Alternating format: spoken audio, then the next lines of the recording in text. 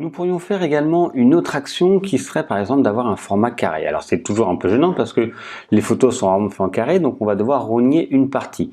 Donc plusieurs possibilités. Soit vous avez un fond uni et vous allez tout simplement faire un format carré et vous allez rattraper le fond, ou soit on va devoir rogner et avec l'outil recadrage prendre le ratio 1 par 1. C'est celui qu'on va faire, c'est le plus simple, il y a moins de manipulation. Après il y a un peu plus de manipulation Photoshop, donc si vous connaissez pas tout, je fais des formations Photoshop plus complètes. Là on va voir quand même le basique pour tout ça. Donc on va aller chercher dans la palette des outils Photoshop l'outil recadrage. Je clique dessus et ici vous devez avoir par défaut rapport largeur hauteur. On va aller chercher le 1 par 1 pour un format carré. Vous voyez, automatiquement il y a une zone qui se met en gris, une zone qui se met en grillage en gris ou pas. Ça, en fait, ces options, on peut les transformer ici, hein, si on veut, pour que l'opacité soit un peu plus importante ou pas. Hein. Ça, c'est à vous de voir. C'est juste visuel, ça ne change rien sur la fin. Et là, les grilles, c'est parce que j'ai choisi la grille ici. Ça pourrait être système de 4 tiers ou autre. Voilà, ça change pas. C'est juste vraiment des repères visuels. On va pouvoir ensuite naviguer. Quand je clique, je suis toujours avec l'outil recadrage. Je clique au milieu. Vous voyez, je vais pouvoir faire glisser mon image à l'intérieur de mon cadre pour recadrer. Est-ce que je voudrais avoir plutôt le haut? Est-ce que je ne veux pas la tête et cet élément-là? Il me suffit juste d'appuyer sur Entrée pour valider.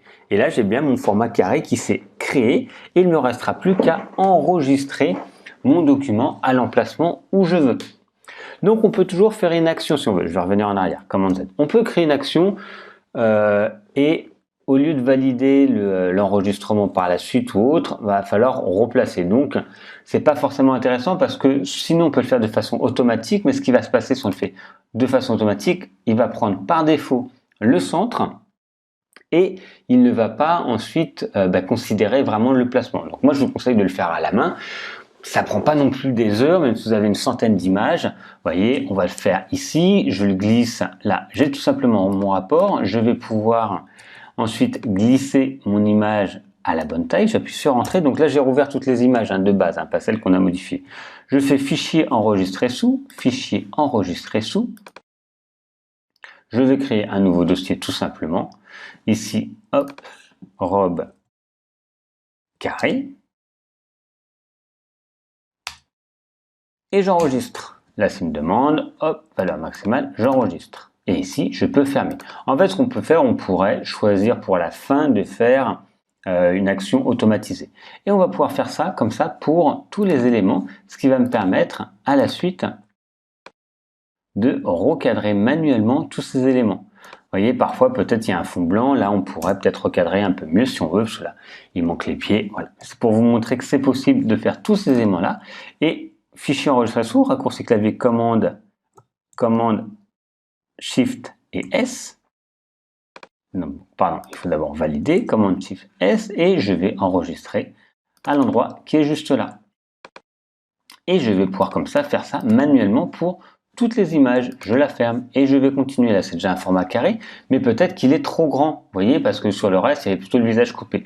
Donc, je vais pouvoir réduire, par exemple, ici. J'ai demandé un rapport 1-1, donc forcément, si je réduis, l'homothétie va se garder. Et je vais pouvoir, comme ça, recadrer pour ajuster au mieux. Vous voyez, hop.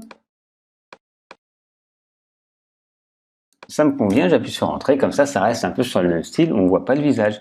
Fichier enregistré sous, robe carré. Et ainsi de suite, et vous pourrez faire ça comme ça sur l'ensemble de vos visuels, parce que parfois, vous verrez suivant les thèmes que vous prenez ou autres, peut-être que ça va transformer en format carré. Donc parfois, c'est bien d'avoir un format carré, c'est une possibilité, voilà. Vous ne serez peut-être pas confronté à ce problème, en tout cas, vous avez vu comment on peut le résoudre.